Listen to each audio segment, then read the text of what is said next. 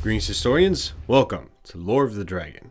As you can tell by looking at the title, I'm going to be talking about the Guardians from the Legend of Spyro. However, I will say I'm only going to be going up to the beginning of A New Beginning. Mainly because Ignitus himself has a lot more character growth and a lot more involvement than the other Guardians in the future. And because of that, I want to dedicate a video to him specifically. And during that video, I'll mention what the other Guardians did, though it won't necessarily be much. So keep an eye out for that video. First off, I want to go into what the Guardians are, and where they might have had their beginnings. Then I'll go into who the Guardians are as we see them. Keep in mind that some places I will be referring to Jared Polin headcanon. To start off, where did the Guardian Order come from? So, we're going to actually be starting before Malefor, with a group called the Dragon Elders. When this group of elders were formed and what the entirety of their tasks were is unknown, but from what I can assume, they held a prestigious position among the dragons, and in general among the alliance that was formed between them, the cheetahs and the moles. In fact, just like the Guardians, they were the masters of the natural elements of their world: fire, electricity, ice, and earth. Now, what other aspects will be shared between the elders and the Guardians, I do not know of. But knowing of what the Guardians eventually will become, and what we see in the Legend of Spyro, I can imagine that they were leaders, both in spiritual matters and those events more present in the day-to-day lives of the Dragon realms. Their influence either way seemed to be rather extensive, since apparently when Malefor was born, or rather when he was noticed to be a purple dragon, he was brought to the Dragon Elders Temple and raised by them. And over the years, statues and many things would be built in his honor, and he would be highly praised by the elders themselves. And this would result in places such as the Dragon Temple we see in A New Beginning, hosting mighty statues of Malefor. From a non-canon standpoint, this is backed up by Jared Polin's headcanon. In a Q&A made by Dragon of Ice and Fire, which I'll be linking down in the description, they're also really good artists, I suggest following them, Jared Polin responded to a question saying this: "Keep in mind, since this is coming from the Q&A, it's very much non-canon, however interesting. Question: are dragon hatchlings in the Legend of Spyro universe raised by their old folks, or..." Answer: your standard dragon rears its young, but with the Guardians we see something a bit different. We see them with a clutch of eggs. Like I've said, those Guardians are like monks, and I imagine they would choose eggs to bring to the temple to raise as students, scholars, and warriors. The rest would live a more civilian life, I imagine. So it can be assumed that perhaps, if this tradition was to be formed during the time of the Elders, or even before, they could have very well taken Malefor's egg under the pretense of training him, and that just would have been accepted. Or perhaps even his egg was given to them after seeing he was purple. Who knows? Now, when this group was formed is also unknown, but I will speculate just for the fun of it.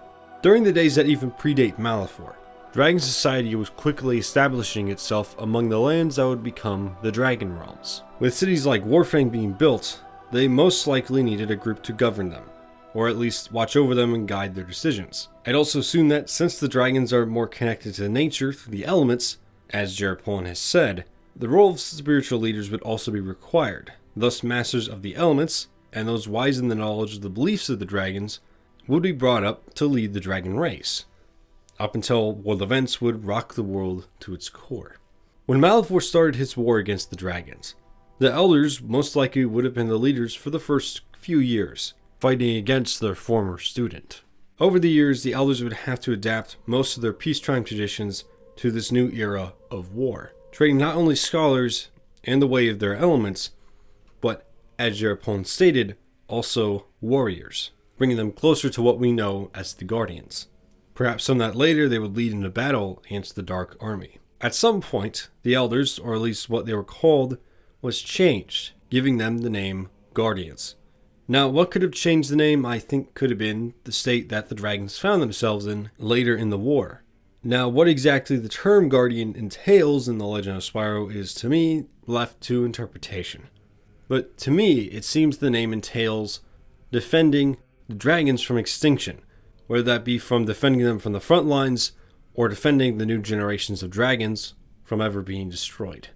This also, from a non-canon perspective, can be somewhat supported by the fact there were other raids on dragon egg clutches, this being the apes' cruel way to bring an end to the war, and the extinction of the dragon race. At some point during the war, the Guardians would retreat to the Dragon Temple within the swamp, and this would become a place that also hosted many eggs, including the one that belonged to the next Purple Dragon.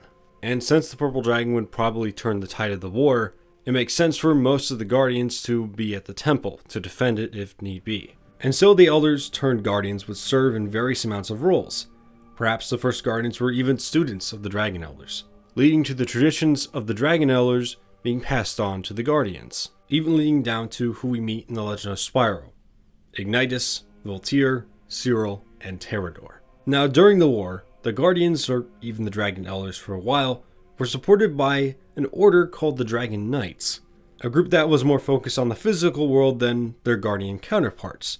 But with Jared Poland comparing them to Templars of our world, I can imagine that they had a much stronger tie than most to the mythology of their world. So in that respect, they might be somewhat similar to the Dragon Elders and the Guardians. Now, all the backstory to these characters are non-canon, but they do come from Jared Poland and are rather interesting, like most of this stuff. So I thought it'd be worth mentioning. First, Ignitus, the Fire Guardian. He supposedly was many things: a general, a scholar, a mentor, mostly calm yet prone to getting annoyed at times. Now, when he became a Guardian is unknown. Along with the other Guardians, I imagine he was watched over by an earlier generation of Dragon Elders, or Guardians, depending on the timing. But because of the war, instead of teaching as the Elders of old would do, the Guardians were tasked with defending the eggs of unborn dragons, and such they stayed at the Dragon Temple, awaiting the day where a new generation of dragons would be born. However, that day was but a fantasy. One night, the Dragon Temple was raided by one of Malefor's generals, named Gaul, and all but 2 of the eggs were destroyed, one being taken by Gaul, and the other being taken by Ignitus, and hidden away to ensure its safety. After the unfortunate failure of the Guardians, they, from what I can tell, split off into different areas, leading the dragons from many battlefields, some of which are canon and some of which are not. Ignitus himself went to fight with a group called Inferno Battalion, as Jared Poland called it. It not only consisted of Ignitus and a few dragons, but even the Dragon Knights and a battle squire, perhaps not that much older than Spyro, named Pyra. Perhaps he was from a clutch of eggs that was not completely destroyed by the apes. But either way, this Inferno Battalion would fight with whatever strength it had, from Pyra to the average soldier to the Knights and Ignitus. As of the time they fought, they would have taken part in the Inter-Isle Wars, a series of conflicts that were at the tail end of Malefor's War, bringing Ignitus to places such as Munitions Forge, as it was a supply point and a staging ground that the apes wanted dearly. It would also bring him to the fields of small isles where eventually they would encounter things such as the Dragonator and the Terror of the Skies, or rather, Cinder. After this unknown stretch of time, Inferno Battalion was left in shambles. The Dragon Knights were all but destroyed, one of the last just barely being able to bring evidence of Pyra's fall to Ignitus, even though we know the Squire's fate was rather different than what the Dragon Knight implied. And from there, Ignitus would escape the clutches of Cinder by hiding in the swamp, being isolated and alone, until one day, hope finally found the Guardian. The fate of his Guardian friends, though, could be similar in some cases, varied, yet in the end, the 3 remaining Guardians found their fate rather similar. Each of the Guardians were present at the temple raid, and scattered across the realms after their failure, each doing their part to stop Malefor's forces. Terrador, the Earth Guardian, and the more battle-hardened one among them, went to Tall Plains and would fight against the Dark Armies as they tried to push the dragons out, and eventually he'd fall to Cinder, having his energy drained away in Munitions Forge, a plot by the Dark Army to revive their master. In fact, each of the Guardians were the target of this plot to drain their energy, with only Ignitus escaping for the time being. Cyril, the Ice Guardian, who was rather prideful, especially of his lineage, would be found in Dante's Freezer, a place that, according to Jared Poland, was his domain.